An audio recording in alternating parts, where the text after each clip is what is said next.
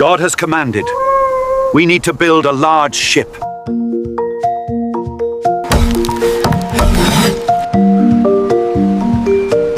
Bukas day off natin. Saan kaya pwede mamasyal? Dun sa Burol. Tara mangaso tayo. Pre, daming kahoy na ito. Yari tayo sa DENR. Di yan pre, di pa uso dito yun.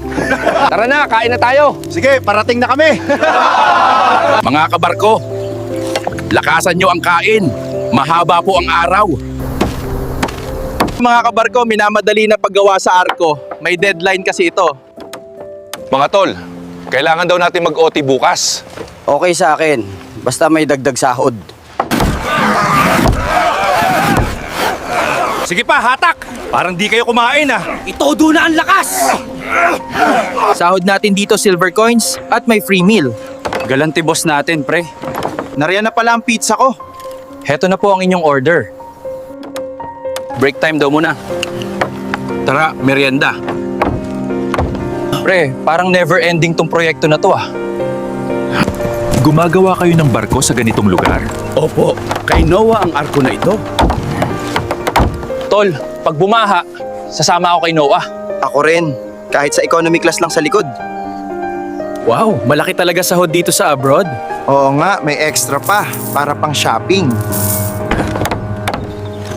Pre, off, maglechon tayo ng kambing. Mukhang masarap nga yun. Hingi tayo kay Noah.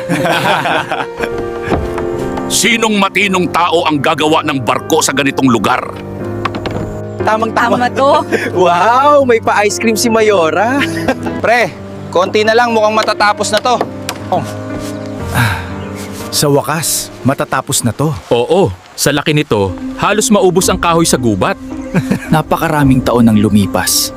Tama ka pre, at sa wakas, tapos na. Guys, tingnan nyo. Tapos na ang arko. May haba ito na aabot sa 137 meters. Ito na ang project namin. Tapos na. Ready to sail.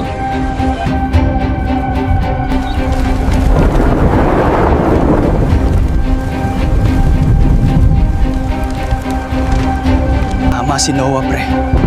Sama na tayo, may libreng sakay.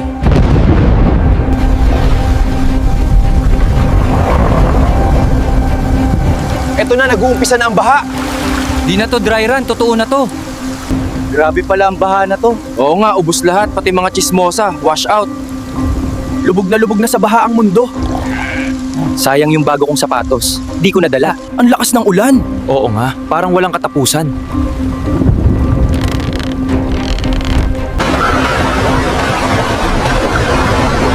Buti pumayag si Noah na sumakay tayo. Oo nga, dito ligtas tayo.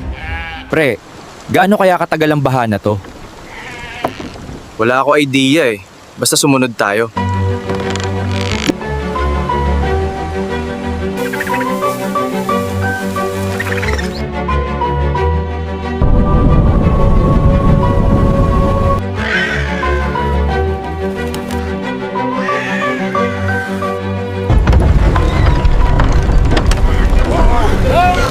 Ito na ang bagong mundo.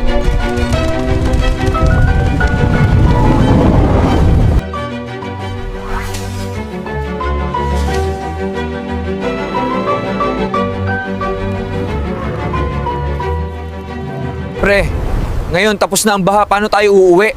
Kaya nga, parang lahat nabura na sa mapa.